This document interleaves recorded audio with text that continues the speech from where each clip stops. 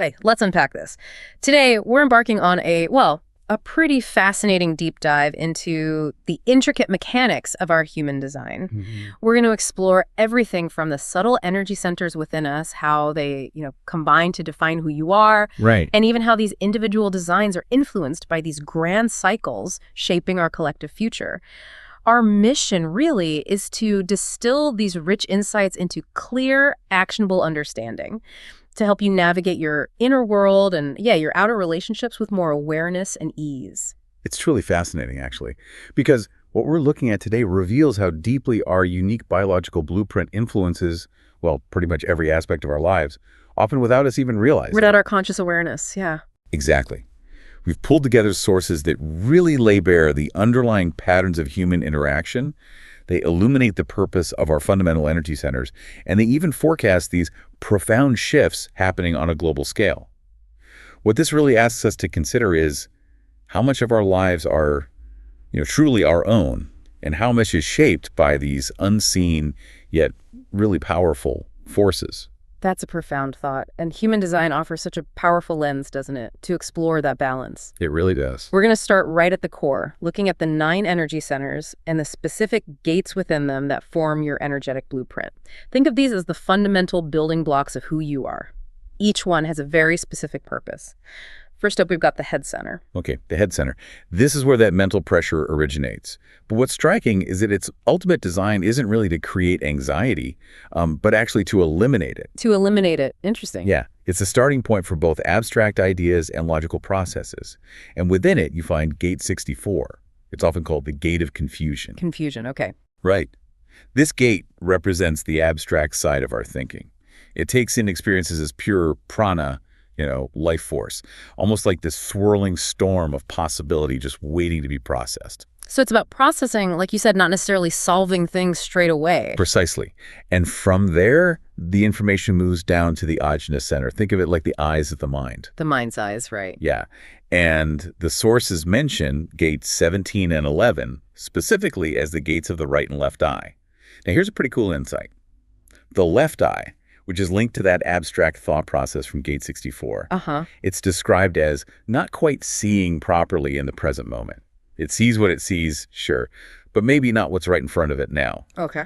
Unlike the right eye, which is said to see in the now, it just hints at these different ways our minds perceive and process reality. One's more in the present, the other's more reflective, perhaps. That makes sense. Different modes of perception. Exactly. And the destination for a lot of that mental processing is often the throat center. This is really the hub of expression and manifestation. Where things become words or actions. Kind of. But here's where it gets really interesting.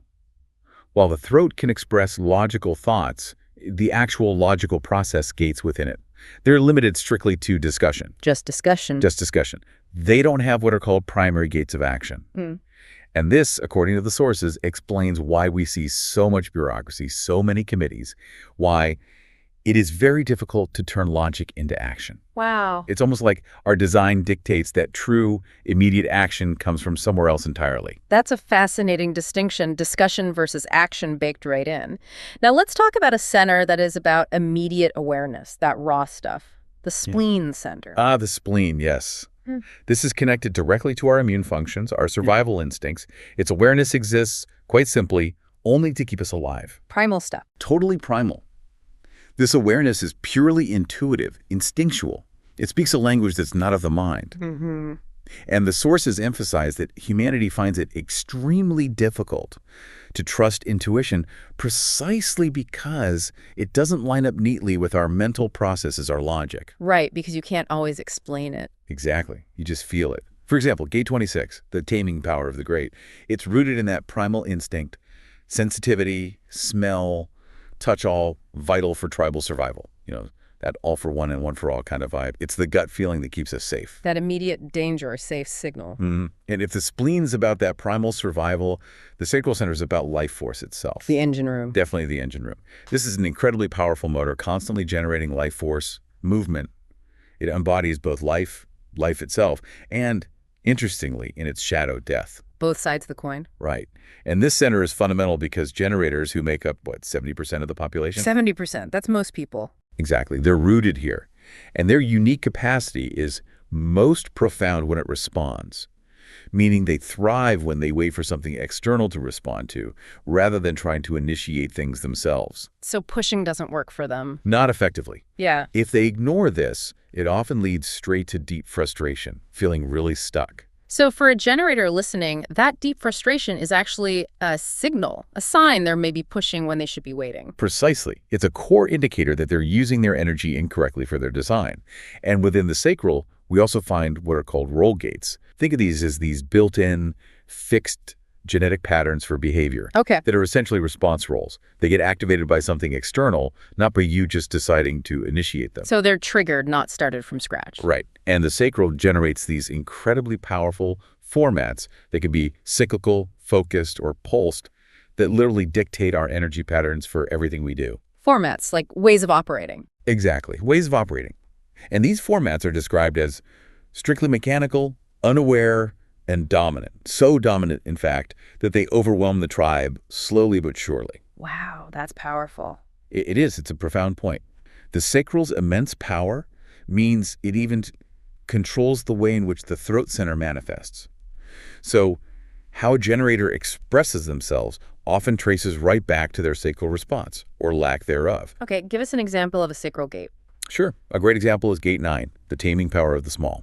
This gate allows generators to find purpose through detailed work.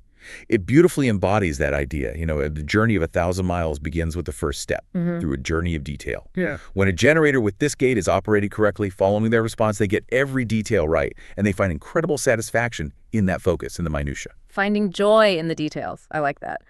Now, let's move to the solar plexus center, the emotional system. The sources describe this as an incredible thing. Oh, it really is.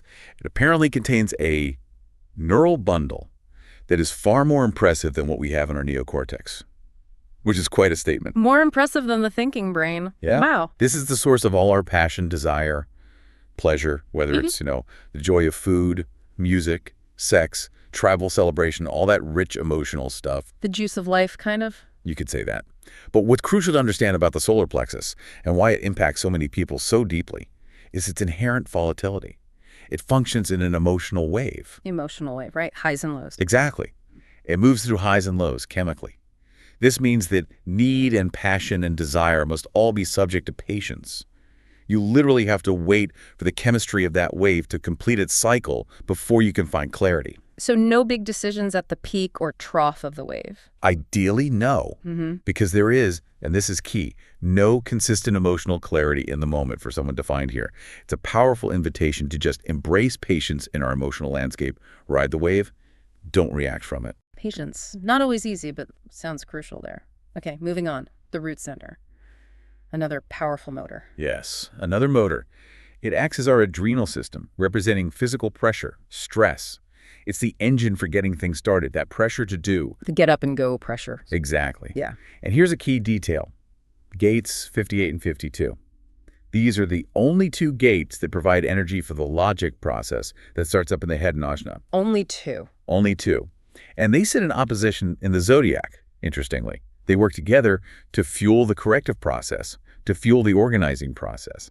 Think of them as the specific energy providers for our analytical minds. Fueling logic. Okay. And then there's gate 41, the gate of contraction. This is described as the only initiator codon in our genetic structure. The only one. The only one. It essentially fuels the entire human evolutionary process and our drive for a complete spectrum of experience. It's the spark that starts new experiences. The start button for experience. Pretty much. It's even said to be the first gate that shatters when major change comes, showing just how fundamental it is in initiating new cycles. Wow. Foundational. Very. And finally, we arrive at the G center. This is described as the integrator, kind of pulling together our genetic and personality aspects. The integrator. Yeah.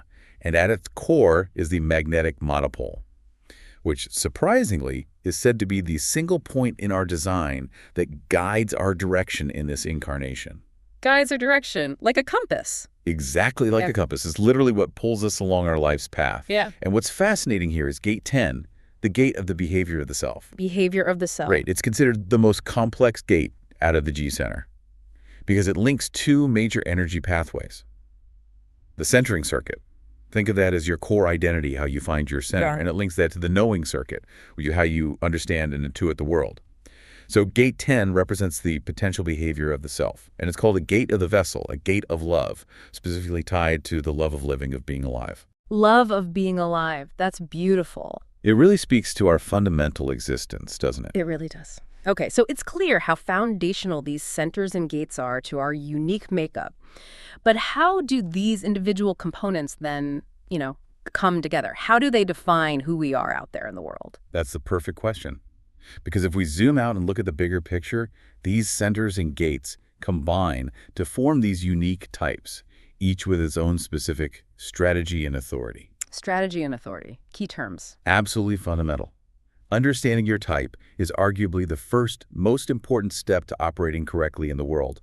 It's how you shift from resistance to flow and really start living in alignment with who you actually are. Okay, let's look at what that means for each of us. Let's start with the most common, generators. We said 70%. Yep, 70%. They are truly the builders, the creators of the world. They have these enormous forces of energy available to them. The life force. The life force. And their key, as we touched on, is to only decide in response, not to initiate. Wait for something to respond to. Exactly. When they ignore this, when they try to push and make things happen from their mind, that's when it leads to those deeply, deeply frustrated states, exhaustion, feeling totally stuck. Right, that frustration signal again. It's huge. And the sources use some very powerful language here. They refer to generators who aren't operating correctly as potentially becoming natural slaves. Oh, that's intense. That sounds intense, yeah. But what it highlights is how their incredible energy, when it isn't used authentically, when they push to make things happen that aren't truly for them, maybe because they think they should, Yeah. they can end up just expending all that power on things that don't serve them, feeling trapped or drained, instead of feeling empowered and satisfied. So it's about authentic energy use. Absolutely. Right. But here's the powerful flip side. The moment that the sacral responds is the moment that it can alter its frequency. Okay. When a generator truly wakes up, follows that gut response, trusts it, they change everybody that comes near them because they change the pattern of how energy flows around them. Their satisfaction is contagious.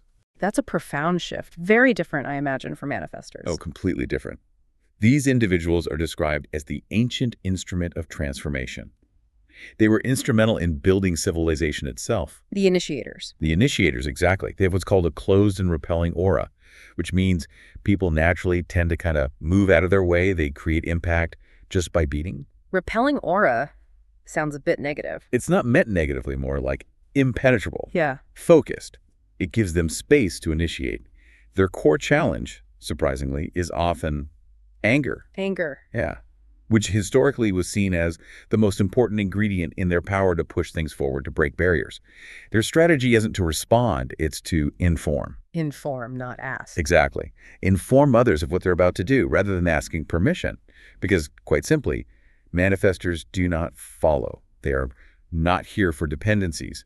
They carve their own path. Independent. And you mentioned something about more of them. Yes. What's really fascinating is that there's an expected increase in manifestor incarnations until around 2030, a noticeable jump. Interesting. Okay, different again for projectors. Very different again. Projectors are designed to be guides to organize energy.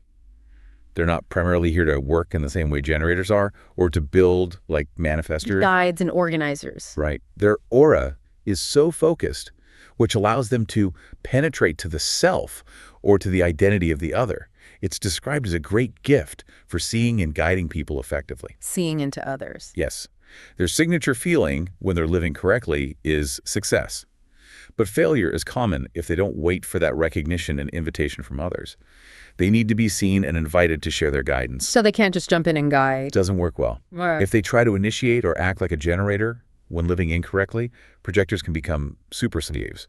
They end up amplifying all the energy around them, especially generator energy, and it leads to deep exhaustion and burnout because they don't have the same sustainable energy source. They need proper boundaries. Right, honoring their own energy limits. So while projectors apparently welcome conditioning as a way to learn about others, Right, they learn through absorbing. they absolutely need space. They need distance from others' auras to clear out and avoid being pulled too deeply into that amplified energy. Crucial. Yeah. And importantly, their mind. It's described as a minefield for making their own life decisions. A minefield, why? It's just not equipped for it. Their mind is designed for outer authority for the other. Their wisdom shines when directed outwards, guiding others, not necessarily for navigating their own path through mental decisions. So they shouldn't rely on their mind for big life choices. Not as their primary authority, no. Projectors have to get to the point where they eliminate those forces that are constantly pulling them away from their motivation, which comes from being recognized and invited. Fascinating. And finally, the rarest type, reflectors. Ah, yes, the reflectors. Truly unique. They're here to filter the force of the hierarchy itself and understand how everything is impacted by the program being the sort of energetic weather of life. Sampling the environment. Kind of sampling and reflecting it. Their truth, unlike the other types with their internal authorities, comes from waiting out the cycle of the moon. Yeah. A full 28-day period. Whole month. A whole lunar cycle, yeah. They often use trusted friends during this time to bounce their process off of, to hear their own thoughts reflected back to them. They are truly the mirror and the magnifier of the conditioning fields around them. Wow. Mirrors of the community. Exactly. Which raises that important question. How do these very different types coexist and interact? Their designs are so distinct. Yeah, how does that work in relationships and teams? Well, the sources emphasize that type is a powerful demarcation, a real difference. And while it's often ideal, maybe easier to be with your own kind, recognizing and truly accepting the other as they are is essential, rather than trying to change them or fix them into being like you. Acceptance is key. Absolutely. For instance, that example of a projector amplifying a generator's energy without awareness. If they don't understand the dynamic, it can easily lead to the projector's complete exhaustion. It just highlights the critical need for type awareness in any relationship, any interaction. Understanding the mechanics helps avoid those pitfalls. So let's take this into connection. What does all this mean for how we connect, how we love, how we form relationships, and not just romantic love, right? Universal connection. Exactly. It broadens the idea of connection. Let's look at this concept called the cross of the vessel of love. The vessel of love, okay. This describes 4 different aspects or ways of love of the self, within the self, from the self, distinct from just sexual attraction or chemistry. Love of the self in different flavors. Pretty much. First, we have gate 15, the gate of extremes.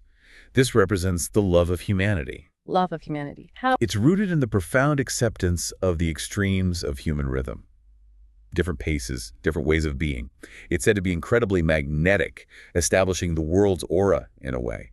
It offers a first real collective way of finding love, just by stepping into someone's aura and recognizing our shared interconnectivity, our shared humanity, despite the extremes. Accepting the whole spectrum. Beautiful. What's next? Next is gate 46. This is often called the gate of the flesh or serendipity.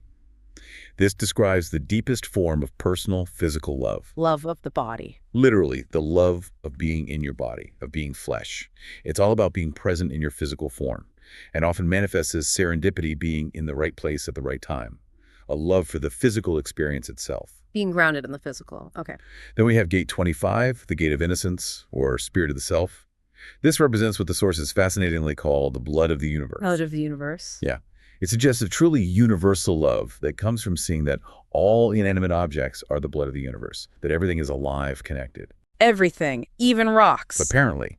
The sources even share this powerful anecdote from, well, an LSD experience where a rock began to vibrate and breathe. It illustrates this concept of perceiving even inanimate objects as alive with the universal life force. Yeah. A very expansive love. That's mind-bending, universal connection taken literally. It is. And finally, we come back to gate 10, the gate of the behavior of the self. We met it in the G center. Right, the complex one. Here in the vessel of love context, it's described as the lip of the vessel out of which the life is poured. It embodies the love of living, of simply being alive. The joy of existence itself. Exactly, the fundamental love of participating in life. Those 4 gates paint a really rich picture of love beyond just romance. They really do. Now, shifting gears slightly, let's talk about a gate that often causes a lot of, well, interaction, sometimes unwanted. Gate 29, the gate of commitment. Ah, the yes gate. That's the one. The sources say this gate messes up more people than just about any other gate. Why is that? Because it's described as an automatic reflex that says yes to almost anything that comes its way. It's just this sacral impulse to commit energy. Oh, dear. So if you have this gate defined... If you have it defined and you're unaware, you might find your plate is always full and stacked. Yeah. Because you'd automatically say yes to one too many commitments. even when you don't really have the energy or desire. That sounds familiar for some people. It highlights that mechanical nature again, doesn't it? An automatic yes if you're not conscious. Exactly. It's not a personality flaw. It's a mechanical impulse that needs awareness. Good to know. So when it comes to relationship dynamics more broadly, what else do the sources tell us? Well, they say you get a picture right away of relating when you see energy centers you have in common with someone else. To find centers you both share, create that instant feeling of, aha, they're like me. Recognition? Shared ground. Shared ground? There's also the idea of companionship, which is a bit more specific. It's when you have the same channel defined or the same gates activated together at both ends of a channel. This signifies sameness. It's described as a bit ha-hum, maybe comfortable, but not necessarily exciting, a rarely discussed aspect of connection. Comfortable sameness. Okay. But crucially, the sources are very clear on this. Anybody who wants to change you is the enemy. Strong words. Very strong. It continues, we are not here to obey somebody else's demands. This really underscores that healthy relationships, according to human design, are fundamentally about accepting the other person exactly as they are, mechanics and all, not trying to fix them or make them fit your idea of who they should be. Acceptance, not fixing. That's a big one. Huge. And on the topic of sexuality, it's often seen, perhaps controversially, as a mechanism to imprison us into bonds that are not correct for us, especially when we're operating incorrectly or unaware. Well, for example, the 59th gate, linked to intimacy, is described as being only interested in sex and reproductive intimacy, not necessarily love in the broader sense. It shows there can be a purely mechanical drive at play, separate from deeper connection, that can pull us into relationships that aren't actually right for our whole being. Interesting distinction between the drive and the connection. Exactly. Which brings us to a really beautiful conclusion about love itself in this context. The sources suggest love is a natural byproduct of our lives. A byproduct? Yeah, it's only the confusion of conditioning that keeps us away from love being the currency of life. It implies that love isn't something you need to desperately try to establish or hold on to. Okay. Rather, it's a natural state that emerges when we operate correctly as ourselves, aligned with our design, free from the distortions of conditioning and the not-self. So living authentically lets love flow naturally? That seems to be the idea. Okay, this feels like a good place to talk about the mind again. Because here's where it gets really interesting, right? We think our minds run the show, but human design says, not so fast. Exactly. While our minds are obviously incredible tools, powerful calculators, they are absolutely not designed to guide our lives or make our core decisions for us. Not the decision maker. What is its job then? Its true role is research, to measure, to compare. It's brilliant at saying, there is this and there is that, analysis, contemplation, but it has no right to guide our lives or find the answer for you. It's designed for observing and processing information, not directing the vehicle. The observer, not the driver. Perfect analogy. And building on that, this is deeply important when we consider what the sources call conditioning. Conditioning, the stuff we pick up from outside. Right. We are mostly open in our design, meaning we all have undefined centers, places where we consistently take in energy and information from others. And this openness is where our receptivity lies, but it's also where we get hooked into the not-self world. The not-self. Acting based on that conditioning instead of our true nature. Precisely. Trying to be something we're not because we've absorbed it from others. But this conditioning, crucially, isn't something bad to be avoided or fought against. It's something to be seen and understood. Because ultimately, conditioning ends at death. So it's about awareness, not elimination. Exactly. Understanding its influence empowers us to navigate it consciously, rather than being unconsciously controlled by it. You learn wisdom from your openness. You don't try to pretend it's not there. Okay, that makes sense. And this leads directly to the practical tools, strategy and authority. Yes, which the sources call the basis of design and, quite simply, the only way to transform your life. The only way. That's a bold claim. It is bold, but the idea is that following your specific strategy, like responding for generators, informing for manifestors, waiting for the invitation for projectors, and honoring your inner authority, your reliable decision-making mechanism, whether it's sacral, splenic, emotional, etc. That is the roadmap. The roadmap out of the mind's control. Exactly. It frees you from your conditioned mind's attempts to run your life, leading to greater intelligence, deeper awareness, and allowing your authentic self to emerge and navigate. And it's not just internal, the environment matters too. Hugely. Yeah. Your environment, the actual physical place and aura you're in, is everything. Because environment protects your aura. Protects your aura. By reducing resistance. Hmm. Being in the right environment for your specific design is said to lead to a longer, healthier life because you encounter less friction. It allows you to see correctly, to perceive clearly, because you're in a place where your energy naturally thrives. So finding your correct place is key for well-being. Foundational, according to this.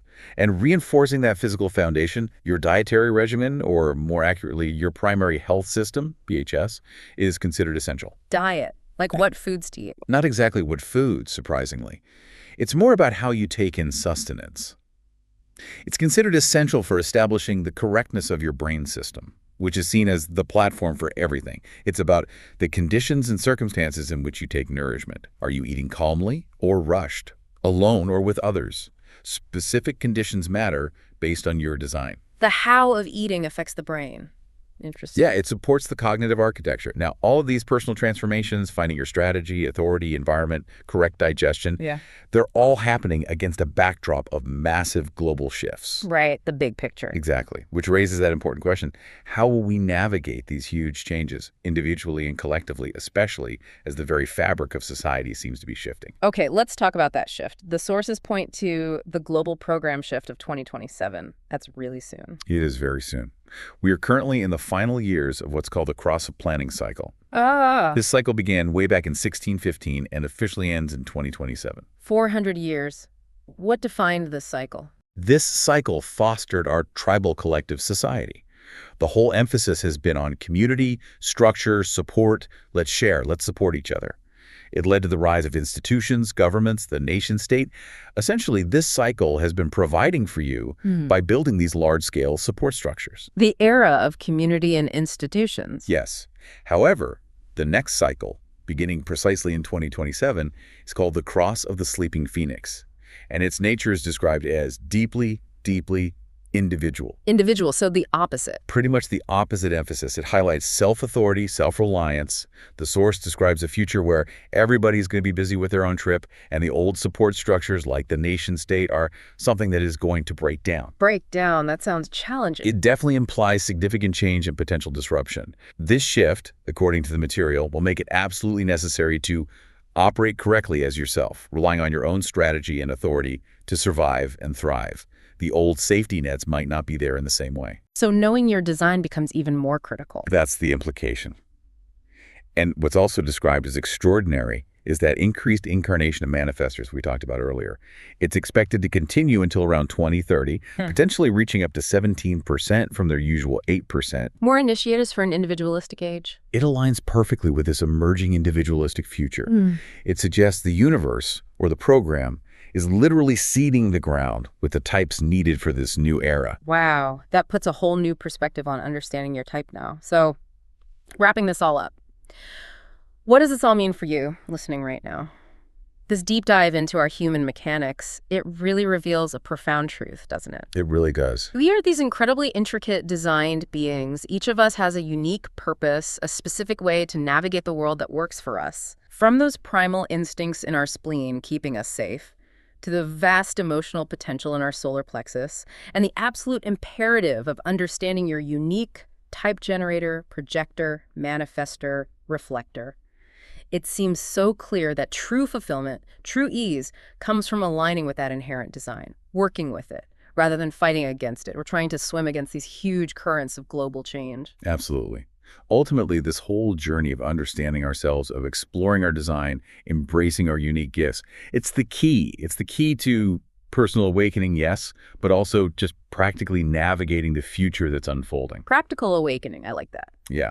The emphasis on following your strategy and authority, on finding your correct environment, your correct way of taking in nourishment, being discerning about who and what you allow into your aura, it isn't about control, really. It's about liberation. Liberation from what? Liberation from the conditioning, from the not-self mind trying to run the show. It's about cultivating a life where satisfaction or success or peace or surprise, depending on your type, becomes the norm. Where love is that natural byproduct we talked about. And where our minds become these incredible allies for research, for contemplation, for sharing wisdom with others. but not the misguided decision makers dictating our every move. Freeing the mind to do its real job. Exactly. So maybe the thought to leave everyone with is this. In a world that is clearly rapidly shifting towards individualism, where relying on your inner guidance is becoming paramount, what is one small step you can take today, just one thing, to begin to honor your unique design, to experiment with your strategy and authority, and start living truly as yourself?